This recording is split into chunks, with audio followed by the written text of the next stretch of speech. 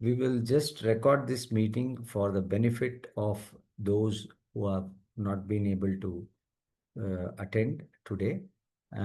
We will put up the link on our website. Later, they will go and watch it. So.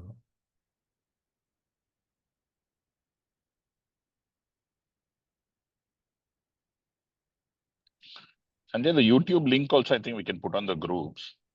Yeah. Sometimes people can also join, share it. Yeah. Yeah.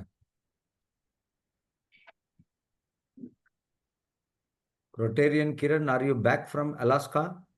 Looks like you're back. Yes, sir. I'm back from Alaska, but still in US. Okay. Yeah. Good evening, everyone. Good evening, sir. Good evening, Morning, sir. Terrell.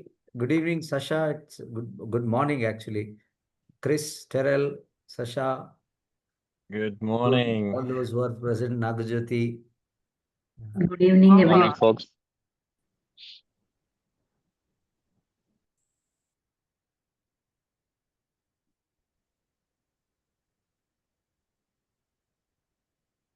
Had a good trip of Alaska, in fact. Nice.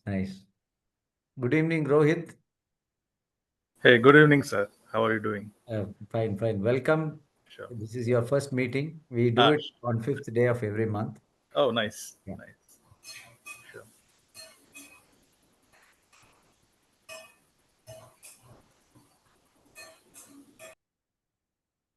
Hi, Sanjay. This is Sundar. Hi, Sundar. Jain Prasad is my 30-year-old friend. We work together for. Nice. Hi, SP. Nice to hear you. Hey, man. I know you are a bird lover from 1993. Yes, I used to annoy you in the office too. Yeah, with the Hindu paper guy. I wish I knew him then. I was not into birding then. So. Yeah, Jain Prasad was very well in birding. He used to ask us to come to Lal Bagh and so many other places, even those days. Great. Okay. So when you say Lal Bagh, Terrell and Chris can really relate well because we took them for a bird watching, session in the morning to Lal Bagh. So, okay, shall we start? We are at 7:30. Okay. Yeah. Rashmi, you want me to record? Or are you recording? Recording, Sanjay. Already recording, is it? Okay, thank you. Hello, everyone. Hello, wildlifers. Hope you're all doing fine. We members of Rotary Fellowship of Wildlifers for Conservation share a common interest, that's wildlife and its conservation, willing to work with the 120-year-old organization Rotary towards building a future in which people and nature thrive. To share a few things about our fellowship group, we are a group of over 850 interested Rotarians, Rotractors, and other individuals who have globally united around a common interest with the primary purpose to network and further friendship. Our purpose is to create awareness about importance of wildlife, to promote lasting friendships outside one's own club, district, and country, and to promote locally, regionally, and globally that conservation of living resources are important to humans and future generations to enjoy our natural world and incredible species that live within it. We don't focus on doing any projects because that is it is the clubs, Rotary clubs that involve in engage in doing the projects. But if anything related to biodiversity conservation, any project related to biodiversity conservation, wildlife conservation, we can support them as a fellowship group. Today we have members from different clubs, Rotary clubs, and different parts of the world. A hearty welcome to you all. On behalf of Wildlifers, I also extend a very warm welcome to our speaker, Mr. J.N. Prasad, whom our friend Vikram will introduce. Yeah, over to you, Vikram. Thank you so much, Sanjay. Hey, everyone. Good morning, good afternoon, good evening, wherever you are on the world. Lovely to see you all again, as always. it's really my privilege to introduce Prasad today because I first met him when I was in high school, and I created my first nature club with WWF, and it was a passage, of ritual where we would go to Merlin Nature Club, which Prasad was one of the co-founders. And I remember the first time I went to him, he showed me the amazing library they had built up, and he opened a bag and showed me a snake that they had rescued, a cobra, and they were going to release it the next day. So you can imagine how my memories go back, how it is stuck there those 35 years back. So it's really a privilege having known him all these decades. He also lives close by to where I live now. I'll just, introduce him more formally now. J.N. Prasad has been a keen naturalist and birdwatcher for the last 4 decades. He's been inspiring and motivating numerous people to take up interest in birdwatching and nature conservation through nature walks, talks, workshops, and nature camps, assisting many organizations, educational institutions, NGOs, and government departments. Professionally, Prasad is a wellness coach helping people lead a healthy, active lifestyle with good nutrition. He is a postgraduate in international marketing and also in ecology and environment. He has contributed to over 50 papers, reports, and notes in his credit in leading national and international publications. Prasad is one of the co-founders of the hallowed Merlin Nature Club, which gave rise to a lot of the early leaders of Bangalore's nature community, which also became the cradle for learning for many of Bangalore's most enthusiastic naturalists. And continuing the passion that the founder of the Bangalore Birdwatchers Field Club, Dr. Joseph George, had for nest boxes, especially for cavity nesters like magpie robins and others, which face a huge challenge to find space to breed and nest in the city with all the development around. Prasad started the Hakki Goodu network of volunteers who build nest boxes for sparrows and various other birds. Hakki Goodu in the local Kannada language literally means a bird's nest. For all this and more, he's also been recognized by one of our own Rotary clubs for outstanding service and contribution to the community. I would think I should hand over to him now for everything else and take us through this very fascinating journey of building bird nest boxes. Over to you, Prasad. Thank you so much. Thank you so much, Vikram. Thank you, Mr. Sanjay Krishna, for the warm welcome. And thank you to all the Rotarians and wildlife lovers who are here on this session. Namaste. And for instead of saying good morning, good evening, and good afternoon through whichever part of the world that you have connected with, namaste is one greeting that we say in India to say hello and wish you the best of the season's greetings. Well, fascination for birds has been from my childhood. Learning and sharing the knowledge about birds has been quite a bit of a passion.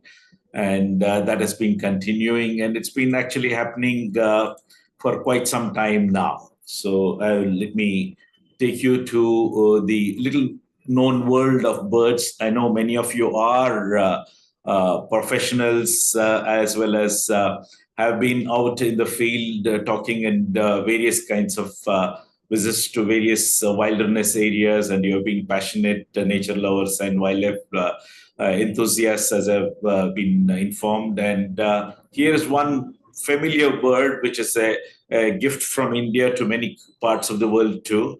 The red-whiskered bulbul, also referred as a red-cheeked bulbul in many places. Let me start off with this bird because the way it calls is very simple and very melodious tune. Pleased to meet you. Take me with you. Or T for two is one of these kind of calls. And just even about a few minutes ago, they were all chattering in the backyard here. I have a small forest behind my home, and there they spend most of the daytime as well as spend the night roosting as well.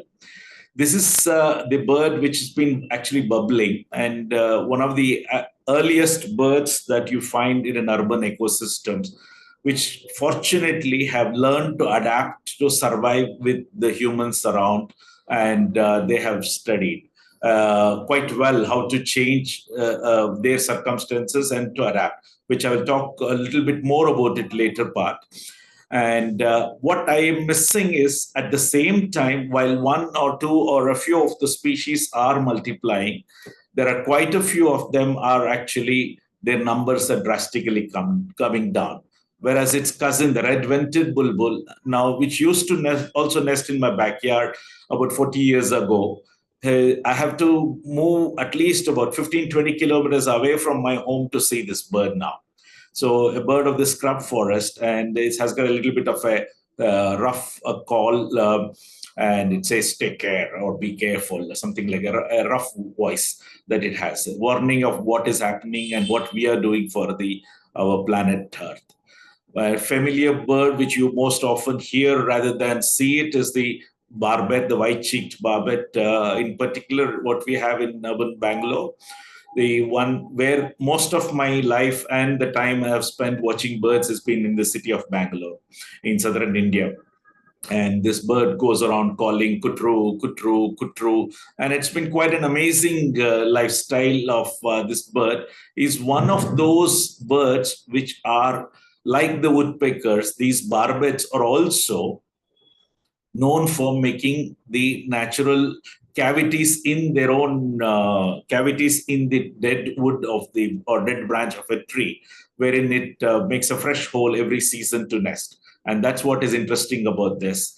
So these are one of those group of birds called the primary nest hole makers. They make their own nest hole. And like the woodpeckers, these barbets are also fruit eaters, and the woodpeckers are insect eaters, and they are also attracted to the urban fruiting trees, like even the papaya, which many of you are fond of eating too. And even the woodpeckers and barbets are attracted to many of the papaya trees. They are also changing their diet to suit what is available and to feed on them. Earlier, the woodpeckers used to be mainly looking after the insects, and especially the wood borer insects. But unfortunately, in many of the urban Bangalore areas, we don't have much of the woodpeckers. Same way, many parts of Bangalore and many of the urban cities all over the world, I'm told, is this house sparrow, the little known bird, which we have known to have co-evolved for tens of thousands of years along with human beings. The earliest known information goes back to several thousand years back of the house sparrows being associated with humans. And rapidly their numbers has come down in the last 2-3 decades. And it's one of those chirping birds that we have missed out.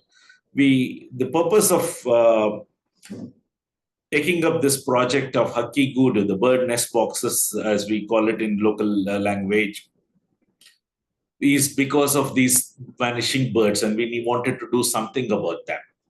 And they very familiar to most of us who grew up in the rural side or in the urban cities in like Bangalore. We had these house sparrows visiting our home. And alarming, not just these birds like the house sparrow that has their numbers have come down drastically. Yesterday, I was traveling around to a neighboring town, which is also now included part of Bangalore, called the Ramanagaram district. Rather, now it's part of Greater Bangalore, where from morning till almost evening, we were looking, and of course, my friends was eager to spot any vultures around, and I was looking particularly for the familiar birds like the sparrows. We did not see even a single one. Another thing which I was looking out for, these crows, and I know some of you may be familiar with this house crow, the gray-colored neck around the gray color around the neck. This bird has been very familiar, and along with the other large-billed crow. Here you can see the house crow actually feeding the chick of the female quail that is a brood parasite on the crow's nest. And it's something which is fascinating, and this is something which we all used to watch from our childhood. Its cousin, the large-billed crows, also the numbers have come down drastically. And one of the reasons that we have seen around in my place is basically because of the kind of poisoned rats and rodents that they consume could be the major reason why their numbers have drastically come down. And it's a sad part, But the idea that my mentor, Dr. Joseph George, started off the Nestbox project in Bangalore is because of the success that he had in Dehradun, where he spent most of his time on building bamboo nest boxes for this little oriental magpie robin, a bird which frequents the shaded gardens in the urban ecosystems. And on the left side is the male and the female is on the right side. A very, very beautiful bird, not only to observe them, but also has got a fantastic song. And the Bengali name for this bird is actually translated into English as a bird of the thousand songs. And such a nice melodious bird.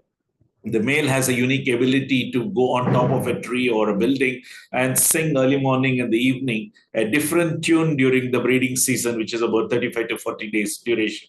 And if you're a song composer, probably you can get a few lessons from it. It's such a wonderful bird to listen and. But unfortunately, it's been a victim because of many of the shaded gardens are now vanishing, and either they have been converted to a manicured lawn with resorts or villas or the kind of complexes. And this is one of those birds which is a secondary hole nester, which nests in those nest holes made by the woodpeckers and the barbets.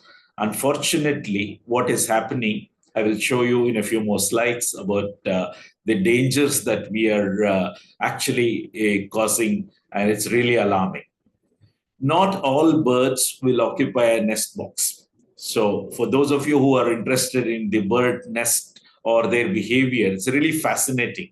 I'm sure many of you might have seen the Happy Feet, the beautiful movie which came up a few years ago about the penguins and their unique way of nesting and raising their chick in the cold regions.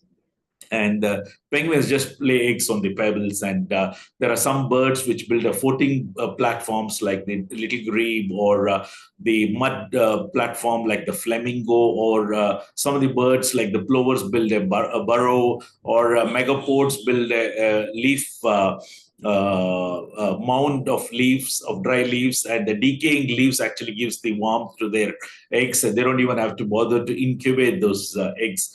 And the chicks come out of that, emerging out of the mound of dry leaves. The lapwings lay eggs right bare on the ground. They don't build any other kind of nesting material they need for the nesting. And there are a lot of other birds which build cup-shaped nests like these, the cowcle or the shrikes, or quite a few quails or cuckoos or brood parasites, whereas the cowcle or the crow pheasant is one of those exceptions in the cuckoo family which build its own nest.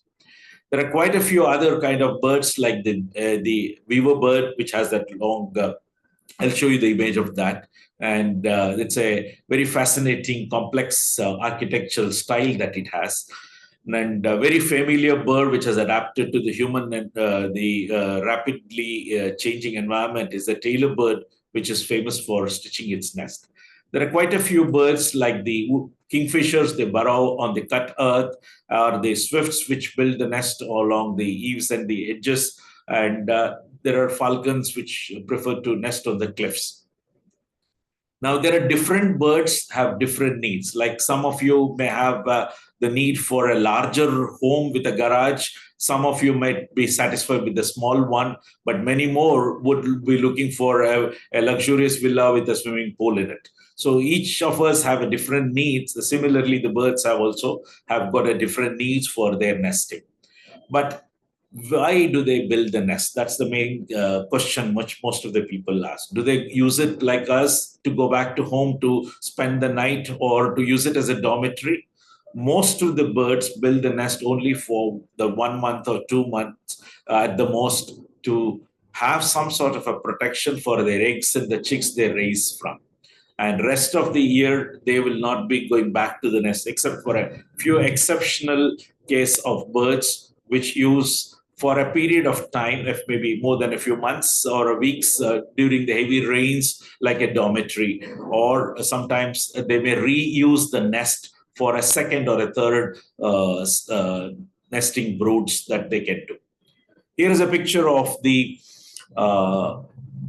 tailor bird. which is very, very popular, known for its ability to stitch the leaves and lay beautiful blue eggs and bring up. It's a very, very bubbly little bird, and it's one of the last birds to leave your garden. If you have a few leaves of vegetation around, they'll be more than happy to look for the insects and maintain it for you. You don't have to spray pesticide. The moment you start spraying the pesticides, not only the insects, but also these birds are dead too. And this is the challenge. Another evasion of the birds in the nest.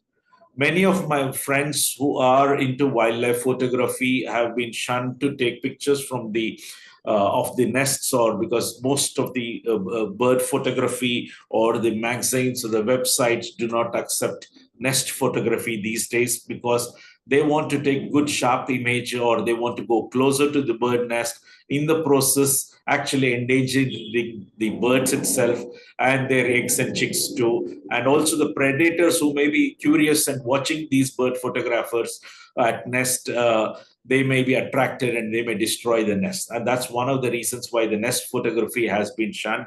And as a result of that, the information that is available about the nesting biology of many of the birds is actually incomplete. We don't have much of the birds, or we don't get much of the permissions from even the forest departments to do the studies or to kind of the things. So here is a nest of a weaver bird, which is known for this elaborate weaver thing. This is the Baya weaver birds, for which actually Dr. Salim Ali, who is the father of Indian ornithology, who spent many of his many months studying the species when he lost his job. And so that's how he became very famous and about the nesting biology. Most of the work about the birds' nest and their breeding biology has been coming from the information collected by Salim Ali and his team. Quite a few other birds are there, which I'll just run through a few to show you an idea that not all birds build the same kind of nest. There's a sunbird, which is one of those nectar feeding birds. We do not have hummingbirds in India. And these are the nectar feeding birds, which build this pendant shaped hanging nest, which are very not so much noticeable in many of the places. Often we notice this kind of mud mud nest prepared by swallows. They go to the sources where there are wet soil, bring it up, and they are perfect masons and constructing a very hard nest. It's really fantastic. It takes a lot of time and effort for them to build, and they wait until the mud is dry enough for them to go and occupy inside and build that. There are many birds, big and small, and we have over 10,000 species of birds in the world. In India alone, we are nearly about 1,385 species. It's a large number of diversity of bird life that we have. The Indian robin here is one of those birds which build in any kind of small cavities, and building a nest for this is not so much of a challenge. A couple of bricks and something to cover on the top, like another brick or two, would be good enough for them to readily occupy. You don't have to spend elaborate time on building a nest box for this. There are many organizations around the world which encourage people to go about teaching how to build nests for the people. And there are many kind of people who are encouraging people to build nests in various kinds of cup-shaped nests or the nests for other birds. But practically what we have seen is they are not useful for our birds. And these birds, like the red-whiskered bulbul, the first image that I showed you, builds this kind of a nest, and they build it any kind of the dense wooded vegetation, which helps them to actually get the kind of space. But as a result of the destruction of the bushes, even in the large botanical gardens and parks that we have in India, because of the safety reasons and the horticulture department routinely cuts off all the bushes and the grasses too. So there's a shortage of spaces. Here is one old umbrella hanging in a corridor of a home being occupied by the red-whiskered bulbul. They are so clever. That's why they are so successful in actually surviving along with the changing needs. And this is the typical way the bulbuls would make the nest in a bush. But because of the lack of availability, they have a challenge to do that. I've seen them nesting in very odd places too, in somebody's hat, somebody's bonnet of a car, and the kind of thing. So this is a typical picture of how a woodpecker or a barbet would make a nest hole on a broken off branch which has dried up, and there's an occupation.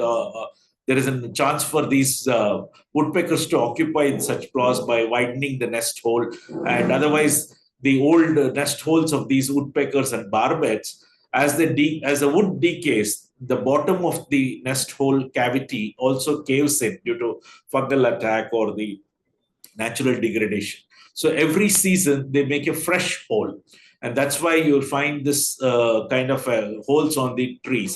But unfortunately, what we are seeing here in places like the Lalbagh or the Kaban Park, these are the popular several hundred years old parks we have in the center of the city in Bangalore. And there also, these old trees are meticulously removed by the horticulture department. For the fear of any complaint from any morning walker, they're afraid that these trees or branches may fall on them. And this is the unfortunate situation. Those of you who are not familiar with Bangalore, this is the growth of the city of Bangalore. The green or the open areas has been replaced with a concrete structure. The red, most of the red, what you see here is all the concrete. So that's how scary and fast the city is growing in the last 3-4 decades in Bangalore. And as a result of that, more and more of concretes and roads that we have, not only the temperatures also have been soaring. And as a consequence of the challenges, it's become just a brick and mortar city as per the studies done by the Indian Institute of Science, the famous research institute in Bangalore. Rapid urbanization means population growth and a lot of demand for the wider roads to bring in the people to move from one place to another, and they need wider roads. Rapid transport system is lacking, so many of them prefer to use their private vehicles. So thereby the demand for more and more of the metro rail or the widening has been a big challenge for that. As a result, many of the older trees are being cut, and many of the trees are being cut by the electricity supply companies, or many of the trees are cut because they are old and new trees are not being planted. This is the nest hole of a barbet right in front of my home, wherein it had nested on a dry tree. And actually, I was curious enough to find out, and I cut open this to see what this is the entrance hole, and this is the lateral section of the nested hole. It's about 18 centimeters deep, and such a nice thing. And in Bangalore, those of you who have not visited us, you should visit to experience the chaos we have, and the traffic moves very slowly. There may be a day when a bird you might find them nesting like this because the vehicle hardly moves around. And this was a time during the lockdown, and they had nested kind of a thing. So they find them, and maybe many of us are frustrated waiting for the signal to turn green. But the birds also have to bear the heat and the kind of thing because of lack of nesting spaces. So there are many of them. But this is not from India. But this might happen. That's where probably we are headed to. So, and this is somebody's shoes, probably too lazy to get up and go for the morning walk. And probably birds found an easy place to lay eggs to. So you can even put your old shoes to good use too. You don't have to go for elaborate nest boxes, but put it in a right place too. So in the right position, but make sure that your shoe is not in the open sun or the rain, so that it doesn't become soggy and wet. And that's the best way to go about if you want to reuse your old shoe for the cause of helping birds to nest. Okay, now this is a slide which has got misplaced. This is the bulbul nest. It's on a balcony door of a friend's home, an active door handle action. This is the birdhead nest.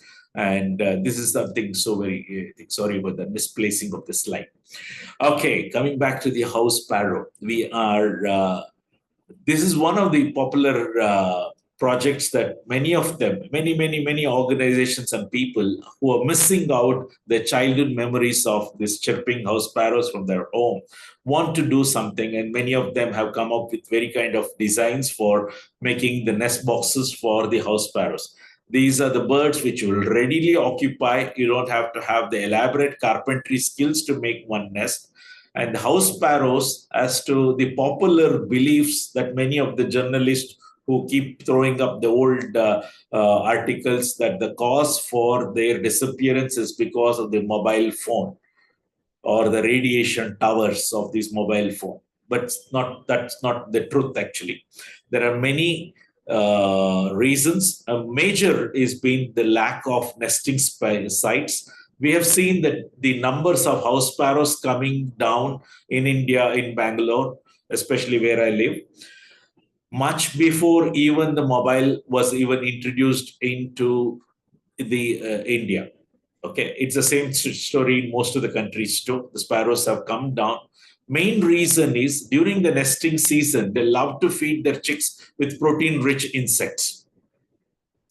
And the protein is a source which will help those chicks to rapidly grow up and come out of the nest. That's the reason they choose that. Although the adult sparrows are omnivorous, they feed on the grains as well as the insects. But given a chance, whenever they can get an insect, they prefer to eat the protein-rich insects than the grains.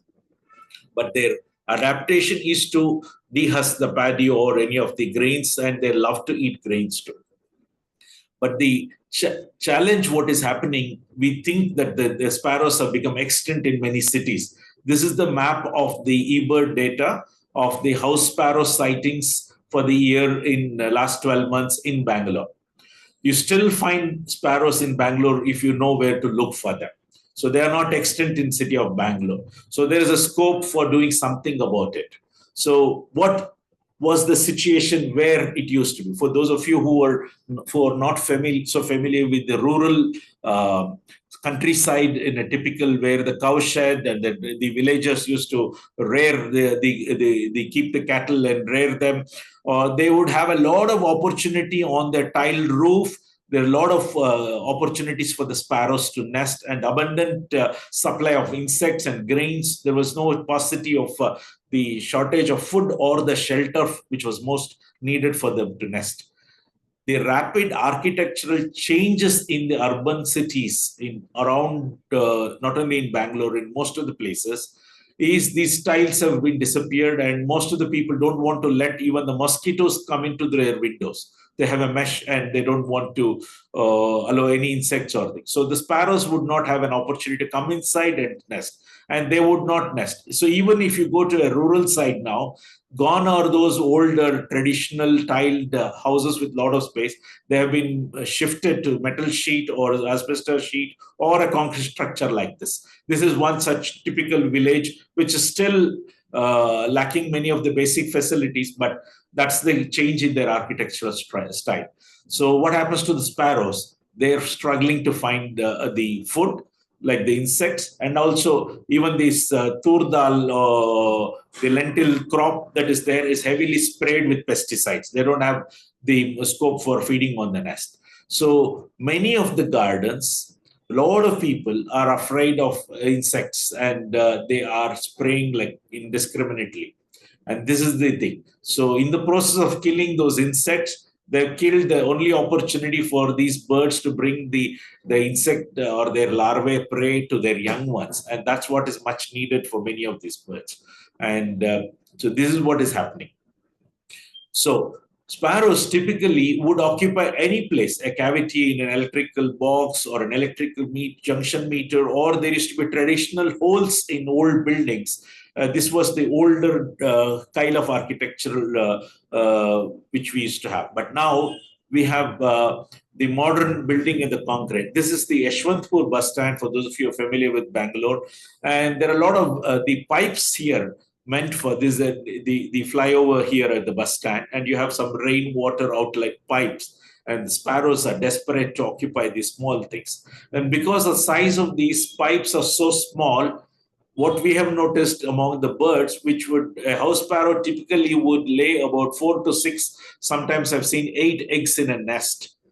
Since the size of the hole is so small, the clutch size of the nest, the number of eggs they lay inside, has also gone down to 2 or 3 eggs, because there is no more room for more than 2 or 3 chicks. So this is another challenge that they are facing. So this is the reason why the numbers also, every brood they rise, there is a problem. They can't bring in enough. And they have to brave through the busy traffic. And the bus which was moving around, they have to wait for the bus to pass to bring the feed to the chicks. And if the rain comes in between, the nest gets washed down. So some of the people who have good intentions, though they put up these carton boxes, hanging them out of old carton boxes, the sparrows readily occupy them because they are desperate. They want to occupy. But there are certain things. So even a shoe box is a great opportunity for you to put it up. All you need to do is to put it under a shade or a shelter somewhere safe away from the sun and the rain. You're good enough to go just to make a small hole of about 4 centimeters. That's more than enough. But I would suggest you to use any kind of scissor or a knife to make a hole on the top right or the left bottom, not at the bottom of the box, so that there is more room for them to bring in the nesting material. And the reason why, if you make the nest hole at the bottom, the hungry chicks may jump out of the nest waiting for the parents to bring the food. And do not use any jute strings or grass or cotton thread, because they don't know it is also a nesting material for them. Use a steel wire or a plastic cable to tie it up. And this is what I was talking about. Not to make the hole in the center or the bottom, but instead make on the top. So this is what give the additional protection for the chicks. Small designs. A lot of YouTube videos are available. A lot of guys good friends are going to schools to teach people how to make a sparrow nest box. But they unfortunately are not bird watchers. They're doing it only for the love for birds. But unfortunately, they don't know how to do the design in the right way. And this is not useful for the birds. So avoid buying or encouraging or copying those models. Just to use a shoe box. Typically, the box of a men's shoe size is the ideal for house sparrows. Okay, because the ladies' shoe size is smaller and they would prefer a bigger box. Or if you have opportunity with old wood, you can make it. It lasts longer. And also, if you have some carpentry skills, or hire a carpenter, and it's a wonderful, long-lasting solution for the birds to do that. And there are some organizations sell the Chinese-made nest boxes available, often with a lot of artwork and painting. But please do not paint or use any kind of paint for the birds' nest boxes, as their paint not only harms these birds, because after feeding the chick, the birds have a habit of rubbing the beak, and in the process may ingest some of the paint inside, which may contain lead or any other harmful chemicals too. So, and also you have alternatives like the pots which are ready-made, but again, a wrong design, because the entrance hole is almost at the bottom, and which puts the chicks at great risk. Again, do not use this kind of thing. So if you have some guys who make pots, use the next design. This is a better way of doing it. An old pot which can be modified to suit this too. Discarded pot whose bottom has caved out. We can't no longer use it for your garden plants. You can reuse it for the bird box. Ideal.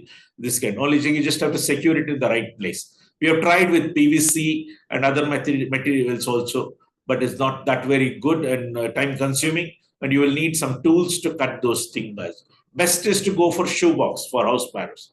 For the other cavity nesting birds, I will show you some more designs that would help you to take care. Okay. And Thank you for all those chat messages that is coming up. I'll take up and answer all your questions and also interact with you towards the end of the session. Kindly bear with me for a few more minutes. Okay. So the house sparrows also need something else. They need small leaved bushes and trees around. If we can plant like the curry leaves that is used for the Indian cooking style, the masalas and most of the dishes that we use it for is ideal, which provides the fresh leaves for your cooking in the kitchen, as well as the lemon plant, which also has a lot of attraction for the common Mormon butterfly or the common lime butterfly, and the sparrows would love to eat those caterpillars as well. And so they can spend the night there or spend the daytime roosting as well, resting, and they love the small leaved bushes around your homes too. It can be a great kitchen garden or a terrace garden that it will also help the sparrows too.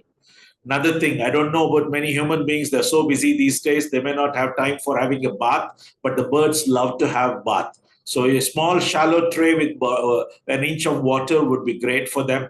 And the red-whiskered bulbul that visits my home has the bath twice a day. And it's such a wonderful thing. Sparrows also love to have mud baths too. So you can keep one water tray, another one with a fine sand too. They love to have the mud bath to ward off the pests as well. Okay. And what to feed? You can feed grains for sparrows, but make sure pigeons are not coming in. They are bully creatures, and we call them pigeons as rats on wings. Do not encourage pigeons. They also are known to cause a lot more trouble, including some of the diseases which affects the lungs and the respiratory health too. A lot of people feed birds out of kindness or because their religious leaders have said, or because they simply love animals and birds, they want to feed them. But feeding them of wrong kind of food is like that fried bakery stuff or the popcorns here for these crows are not a good idea.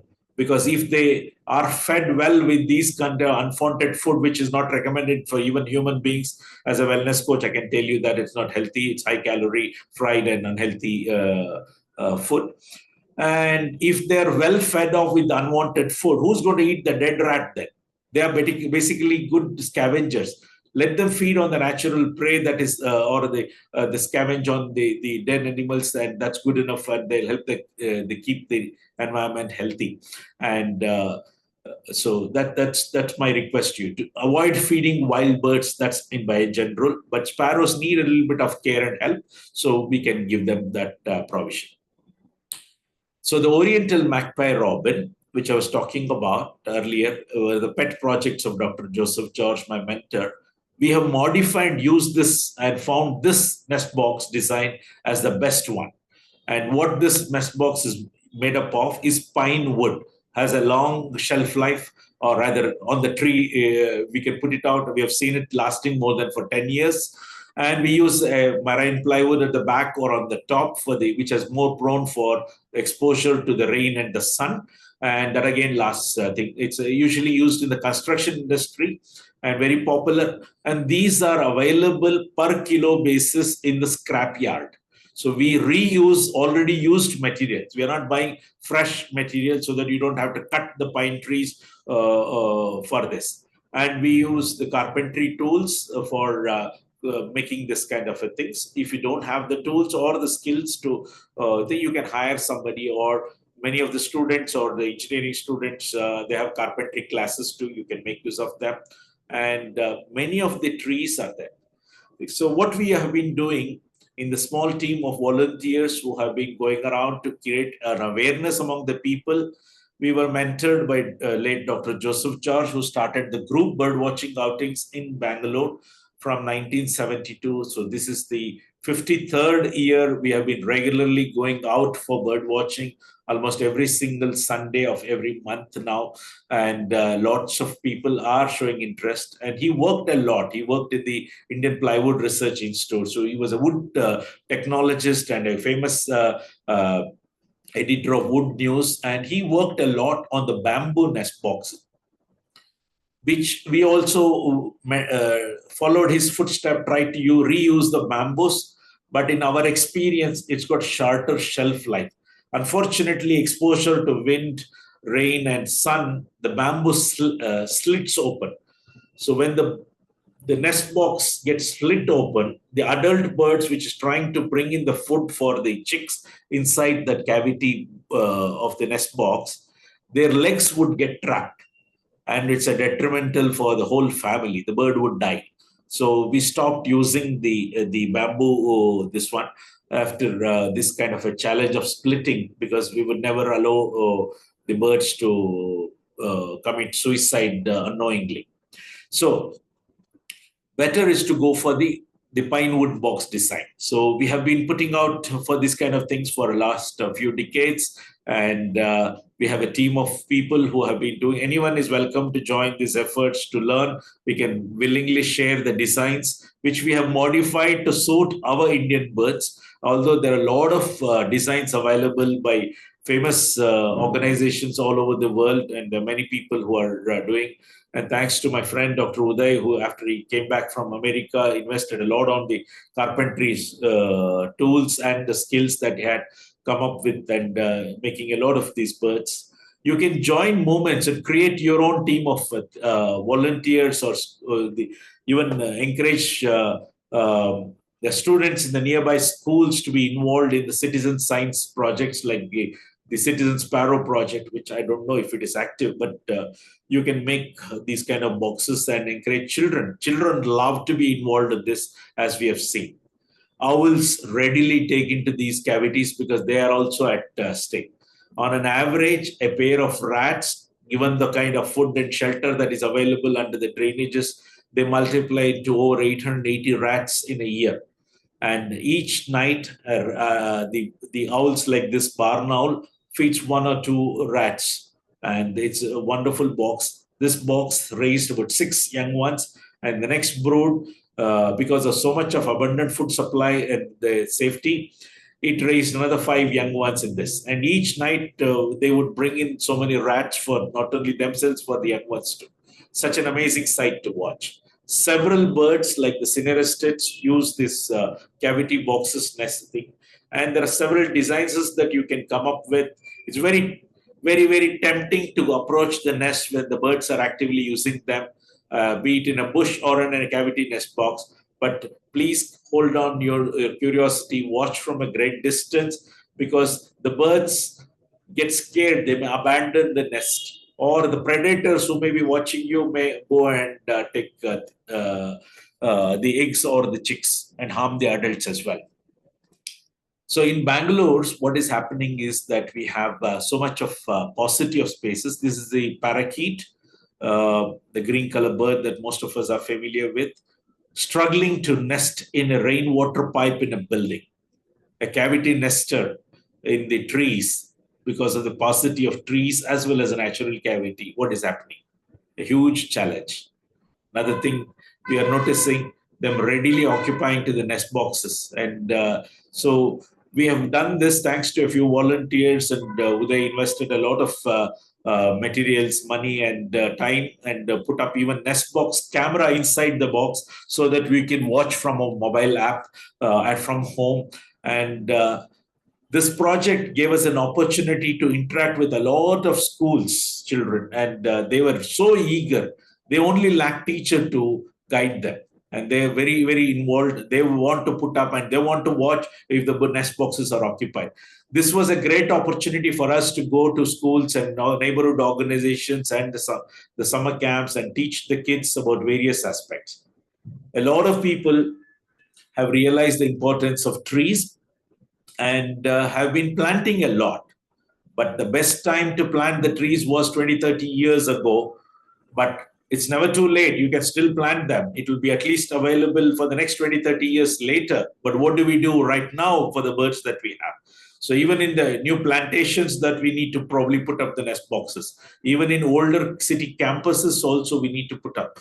And you can check out, because there are not many aspects. So here is the students and the faculty of many kind of institutions occupy. Many secondary nest hole makers readily occupy. So here is a great opportunity for us to interact, support, and as well as help the birds to nest as well. There are many species. And here is the the owl species that occupy readily, the starlings, or even the uncommon white-drum shama, the songster as well. You can come up with several kind of nesting designs. Okay. So with this just little introduction to what we do in Hakki Goodu project that many of us have been involved in. It's an ongoing project, not funded by anybody. It's just the spirit and the interested individuals and their time and efforts that has gone in over the period. The only opportunity is a trial and error basis of learning and imparting the knowledge is what we have been doing. And it's a legacy that can be carried on. What we got to learn from Dr. George, although he's no more, we are continuing his mission of making a difference for the birds around us.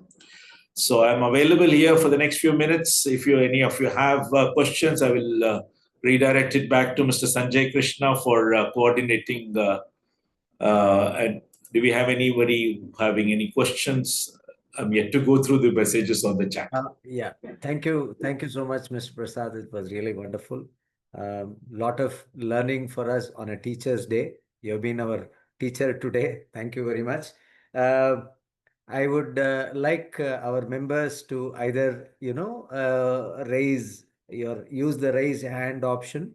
You can unmute yourself and then ask after raising the hand, or you can even send your questions in the chat box. So meanwhile, if before anybody is, asked any question, I thought I'll just ask one question.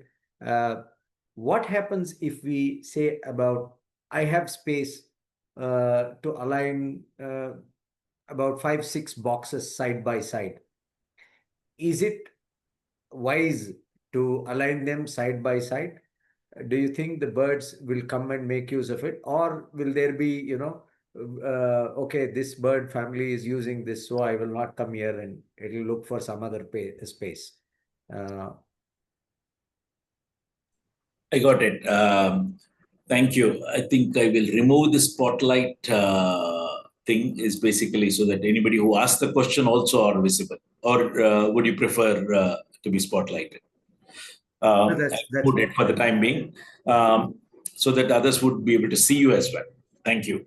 Now, your question of side by side, yes, possible, like that Baya weaver, which builds colonies of nests, but each nest is particular bird occupies. It doesn't let the neighbor to come and occupy. Sometimes they do steal the nesting materials sometimes, or try to hijack the nest, or sometimes reuse an old or half-built nest.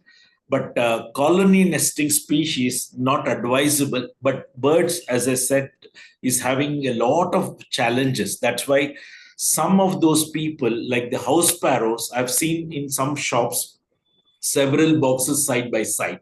And in many cases, they are occupied, but there is a severe competition for food, as well as some birds at the time, especially during the time of nesting, they're highly territorial. That means just like if you have had a pet dog, which doesn't allow strangers or other dogs nearby to come near its territory, they try to fight for the mate as well as the area and the food available.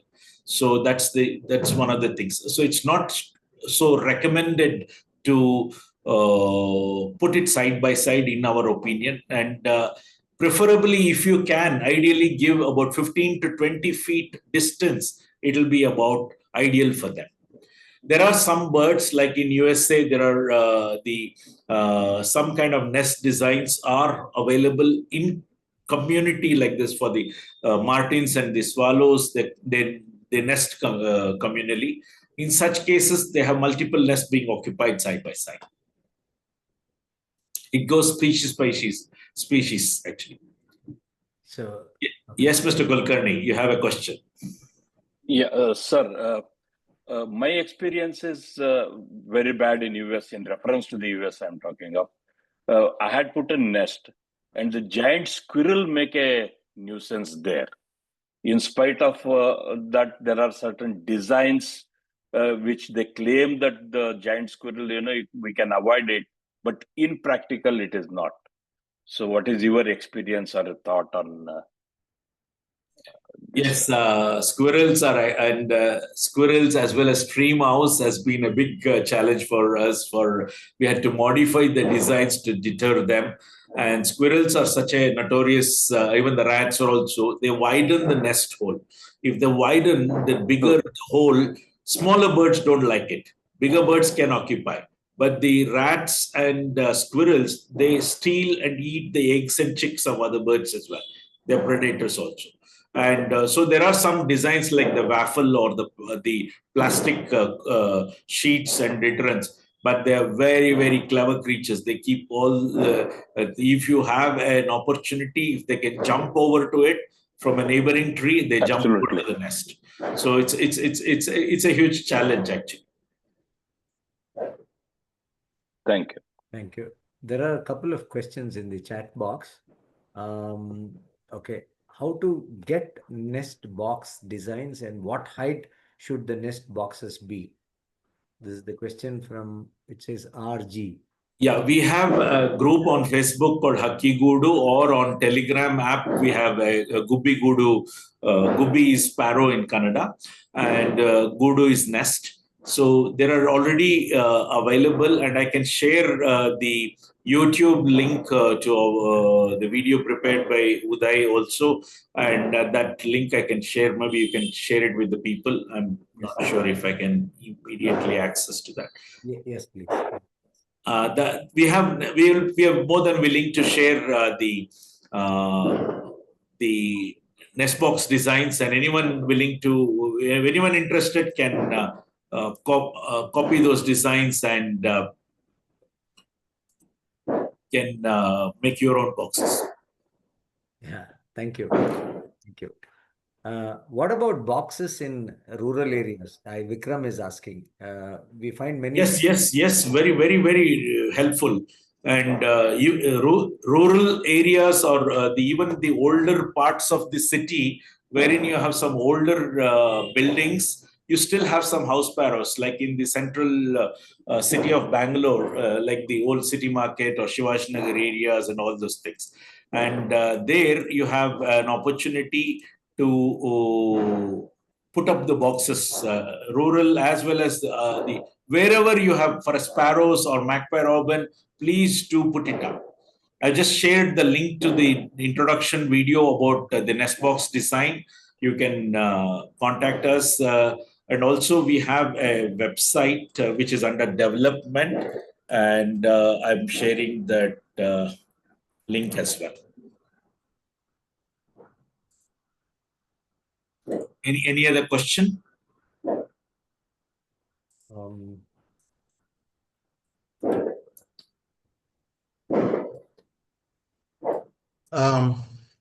Sir, thank you. Can you hear me? Yes. Bharat, please go ahead. Yeah, thank you for excellent talk. My question was, do you find sparrows outside in the wild, I mean, in the forests or anything, or they are sort of urban birds? I mean, they need the human buildings and that kind of thing. Do you have sparrow populations in the absolute wild? Well, there are several kinds of sparrows all over the world and in India too. But this particular bird, the image of the sparrow that I showed is called as a house sparrow, which has been only living in and around the houses where people live. Even in abandoned houses, they don't live. They need people occupying the houses, and they live only in such places. And in fact, for those of you who are new to birds, the house sparrow was first described to science from a specimen from Bangalore in 1828. Okay, thank you, sir.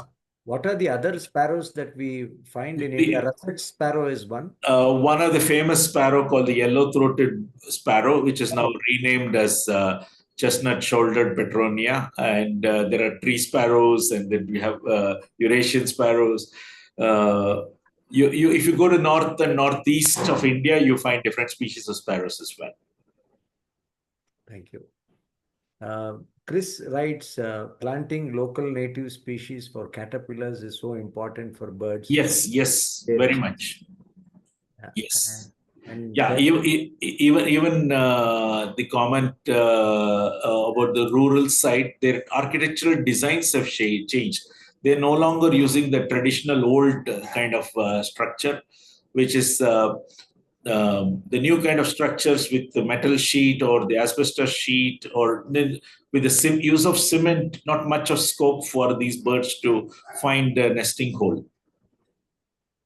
Like food, shelter, and the opportunities for them to multiply. That's what is missing.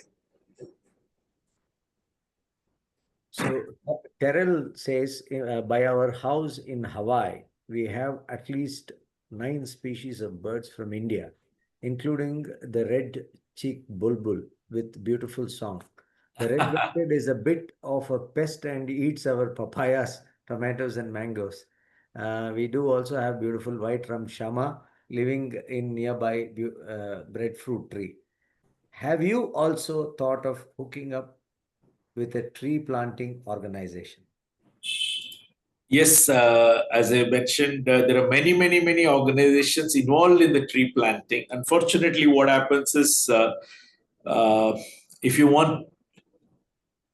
don't mind being a critic, many of these tree planting program, they plant for a few selfies, post it on their social media, and then forget about even watering and taking care of it for the next few weeks or months.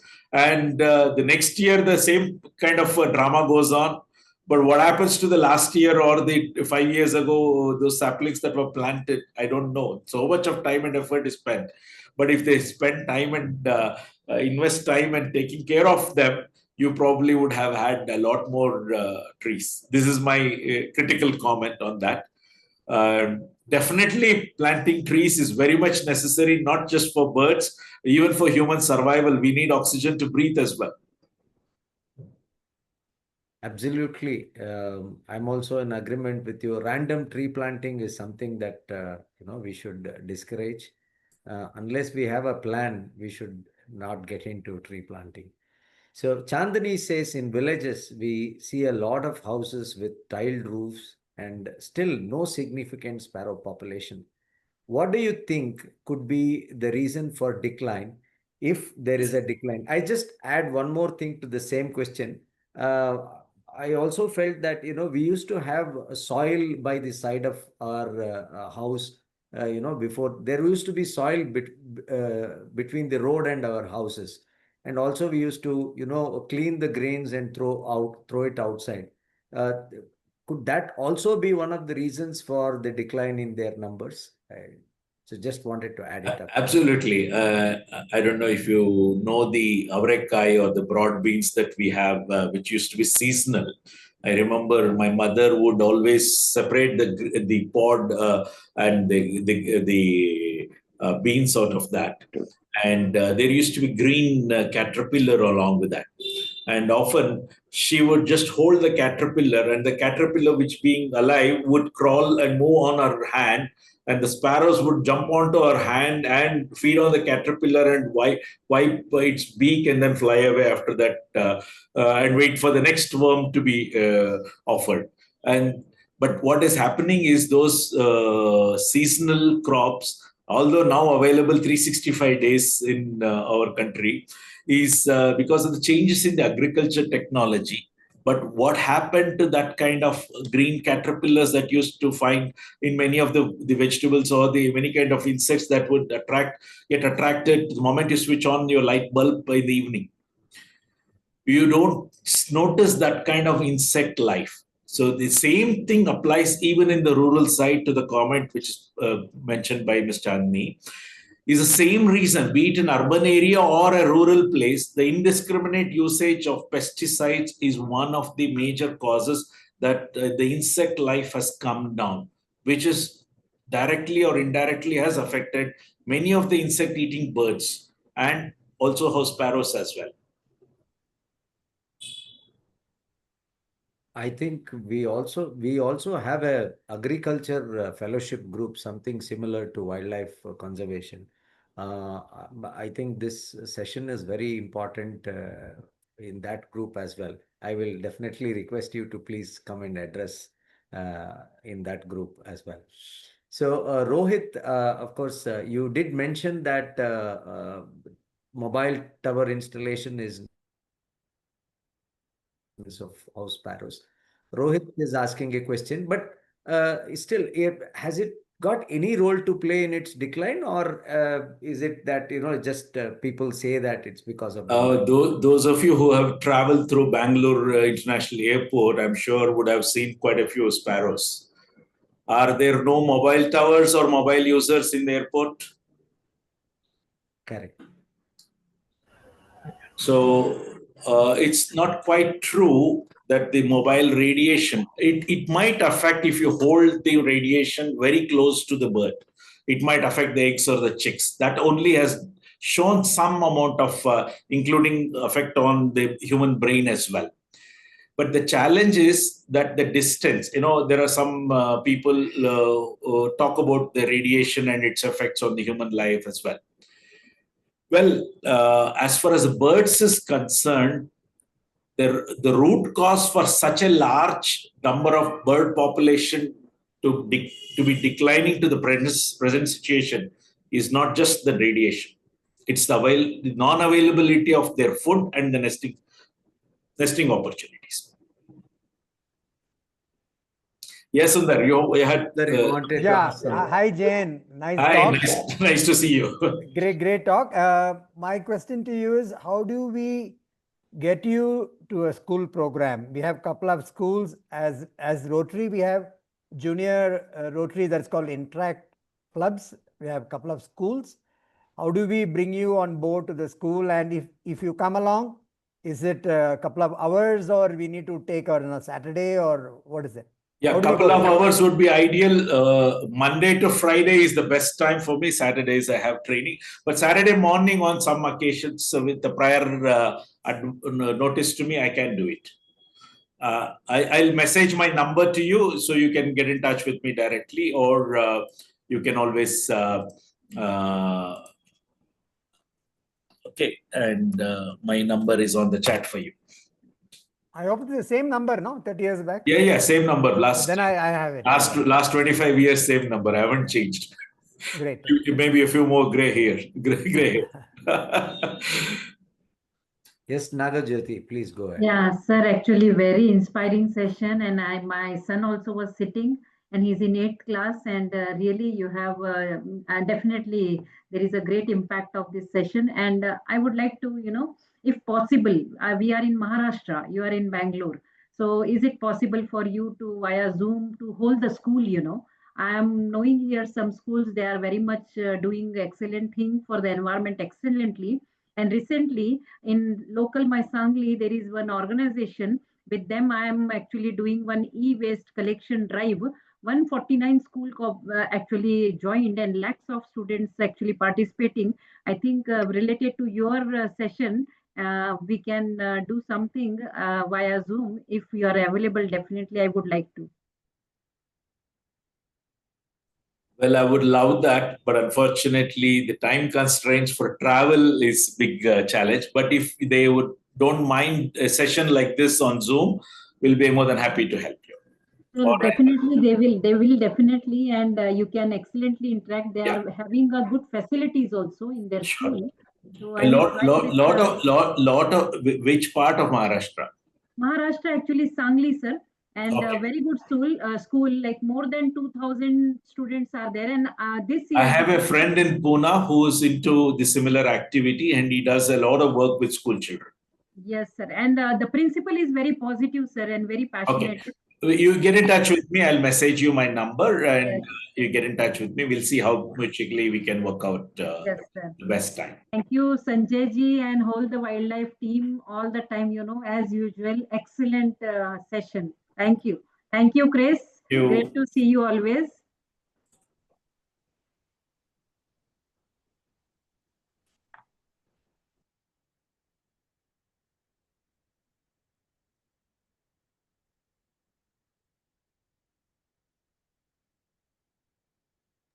Sanjay, you're on mute, I think. Oops, sorry. Yeah. Chandni says, in my neighborhood, I have noticed over the past year or so, there is a decline in domestic myna numbers and an increase in jungle myna numbers. Why do you think this is happening?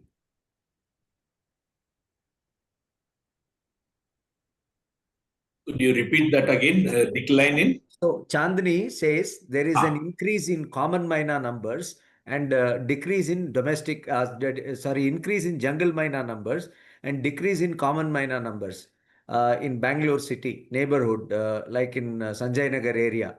So why do you think this is happening is what she asks.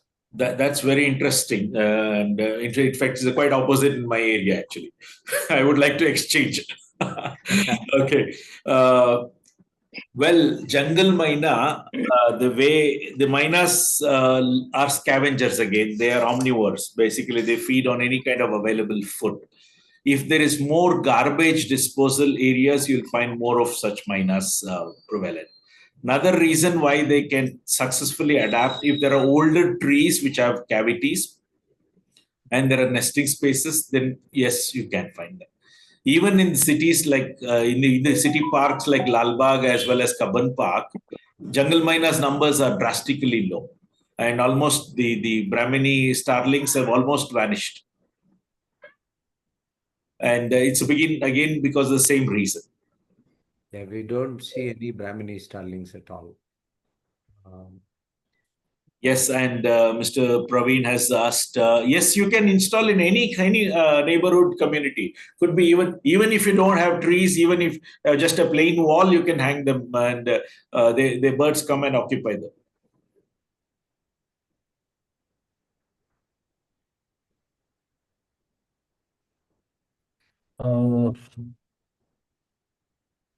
I think we are done with all the questions. Okay. I just had one question about the a box, nest box that you shared on uh,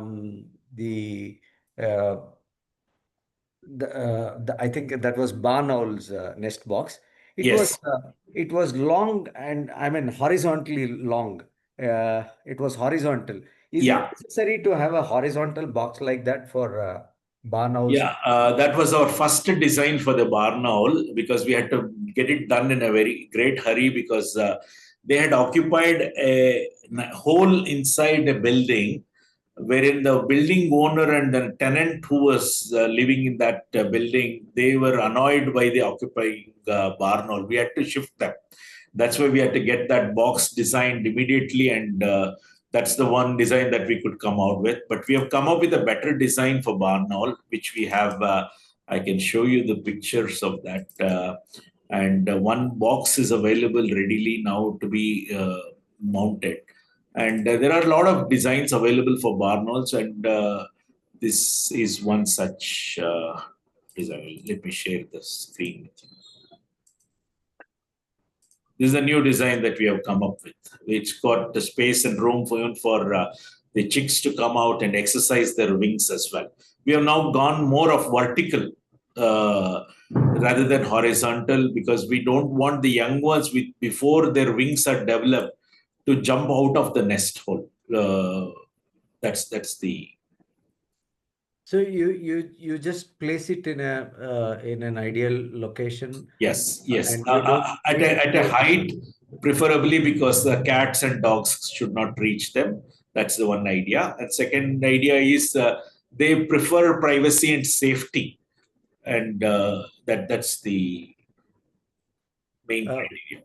Yeah. If I may ask, typically, how much would these nest boxes that is made by we don't sell these boxes. We give you just share the information and the drawing, and what depending on the scrap wood prices, which varies time to time depending on this demand and supply. An average that Myna box or the Magpie Robin box or the Parakeet box that you saw costed anywhere from 460 to 600 rupees range per box. That was made by us only by our volunteers without adding the carpenter's labor cost.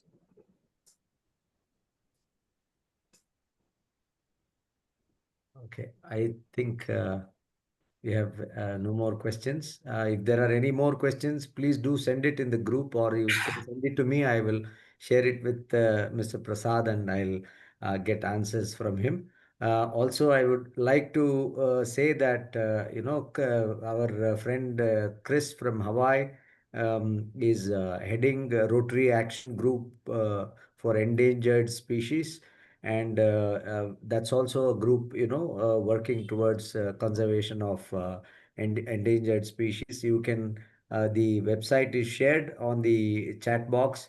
You can join. That's also, there's no subscription like our group.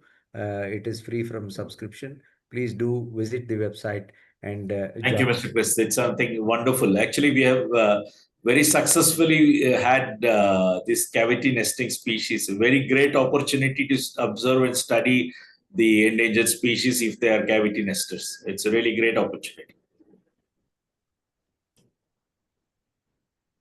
So thank you so much, everybody, for joining us for this session. It was nice interacting with you. Looking forward to see you more, helping more birds, and keep watching and enjoying and have fun. Bye-bye. Thank you, Mr. Prasad, for the very authoritative and the crisp presentation.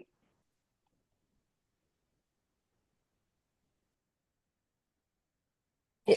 Sir, if you could please share the presentation with us would also be great, because it was really informative, and then we can discuss certain things. So if I could please get the copy of the presentation.